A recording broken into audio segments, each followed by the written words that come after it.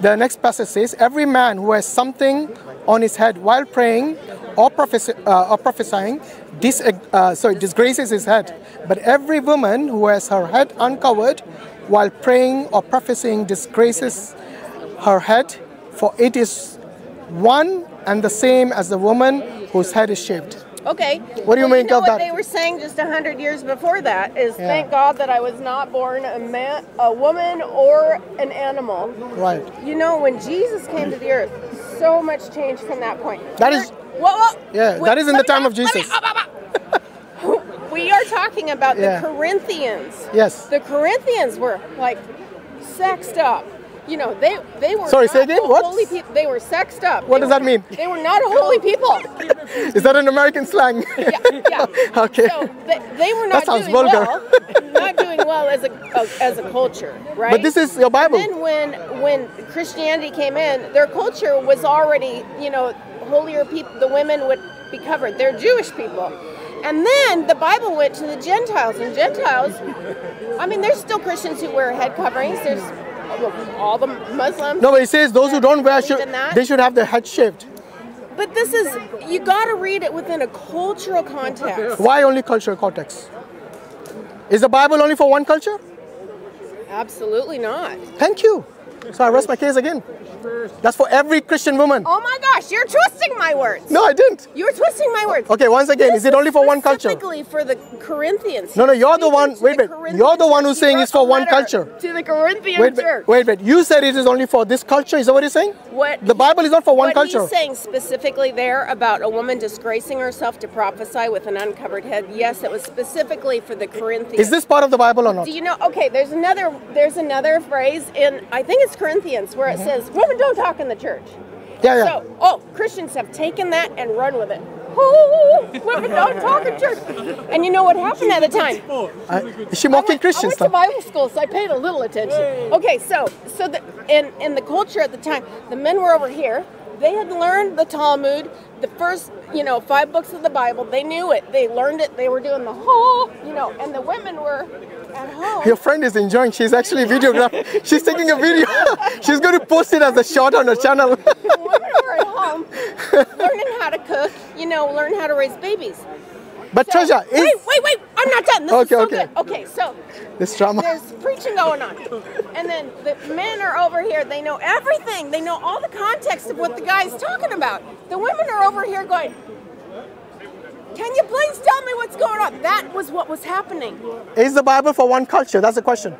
The Bible is for all. So this applies to all? Every ethnos. Does this apply to everyone then? I am saying this was specific. She can't answer that. I am answering it. Does this apply to everyone or only one culture? Well, why answer. Is it that you're wearing that thing and you're wearing that thing? Please answer. Please answer. Does this apply to everyone or only the Corinthian culture? Does it apply to everyone? Culturally bound statement. So does that apply only to... Why don't you get that? Wait. Does that apply only to one culture? You are twisting my words. I'm not. I'm asking you. Culturally bound statement. In order not to misrepresent you, I'm confirming from you. 2,000 years ago had those traditions. Once again, does that apply only to the Corinthian culture or not? And then the gospel went all over the world, and it reached Gentile women like me who don't do that. So it doesn't apply to you? No. So the Bible doesn't apply to everyone? The heart of it applies to me. Oh, the heart of it. I see. Which heart is that?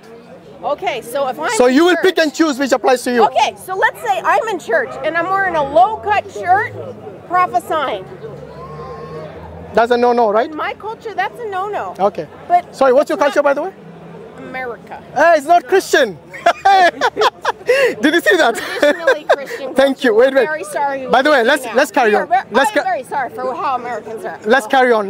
By the way, I think let's stop with the drama and let's look at the Bible again. It says here. Dramatic. It says here, but you're not listening, so I have to be. No, I did listen to you. It says here, but every woman who has her head uncovered while praying or prophesying disgraces her head, for it is one and the same as the woman whose head is shaved. It says here, but every woman. So not the Corinthians woman only, but every woman. There is a context. Context, yeah. In the Hebrew scriptures, for a woman to have no hair, the hair was her glory. It says every woman.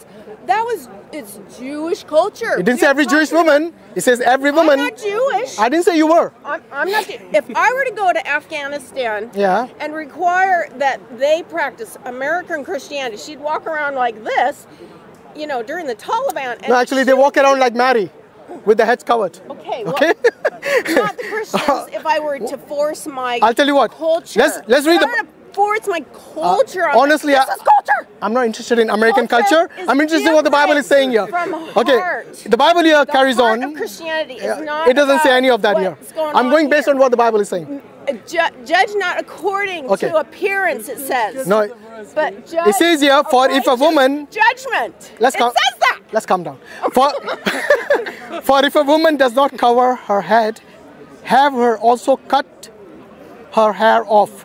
However, it is disgraceful for a woman to have her hair cut off or her head shaved. Okay? Have her cover her head, which is the hijab, yeah? And there's many Christian faiths, like the Amish. They'll take that seriously. And They Mary? need to continue. And Mary, the mother of Jesus?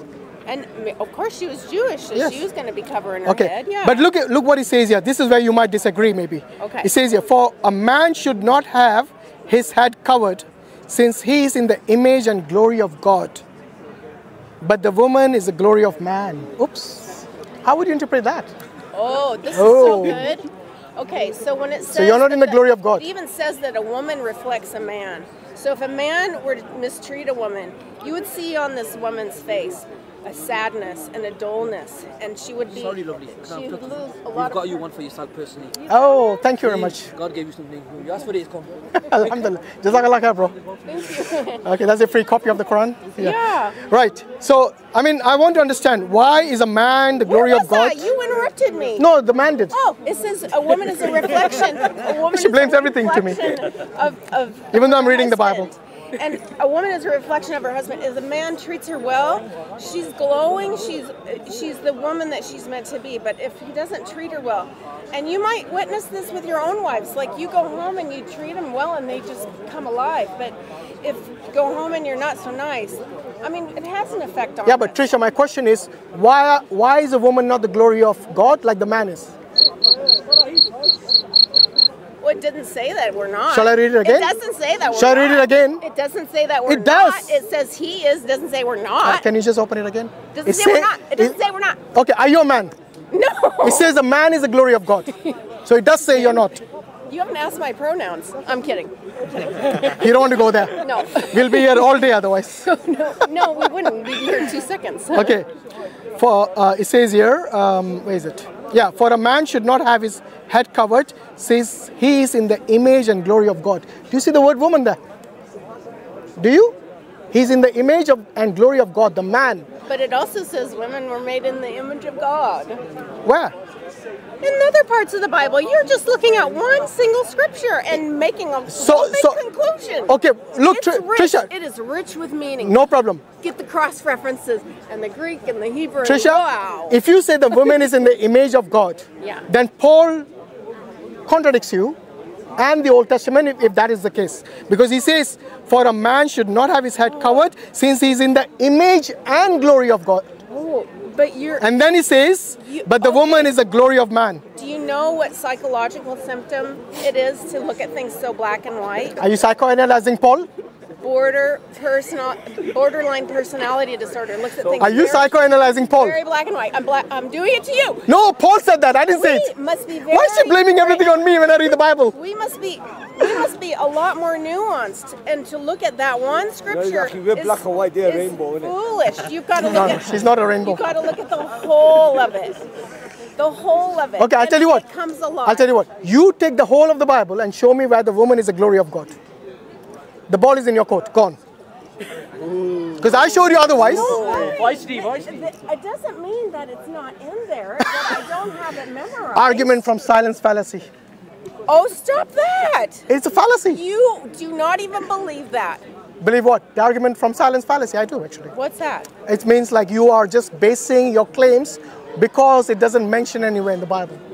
Oh, But I give you an explicit claiming it passage. doesn't No, say I in the give you an Bible. explicit passage where it says the glory of a man is from God. Okay? Sorry, man is created in the glory and image of God. It doesn't mention the woman is So created in the glory and image of Maybe we God. should look at the context of that, because maybe there was a greater meaning to it even. You know, you can look at every context and you'll come to the conclusion Context is so that Jesus, Cultural context I'll tell you is so what, important. you come to the conclusion based on every single passage of the whole Bible, the Old Testament and the New Testament. Not a single individual in the entire Bible worshipped a triune God. They all worshipped only one person as God, and that Jesus calls as a Father. So if you look at John 20:17, he says, I go to my Father and your Father, But is my it God and your God. But is it okay that doctrinally they kind of had to write it out like, yeah, okay, yeah, we're worshiping the Son. What, you got, how many books you believe in? 66 books? And, okay, Should at least have one reference, right? Is it okay that they called it the Trinity but, in some no, I'm not doctrinal talking about the word Trinity. I'm talking about the concept of Trinity even. I know It's not you're there. talking about the concept. Yeah, because I never asked you to show me the word Trinity. Because Okay, I know it's not there. Okay, how about ask me what it looks like for me to worship God? Okay, based on Jesus, When I go to church and I worship, Yeah. ask me what that looks like. go on. Which God do you worship?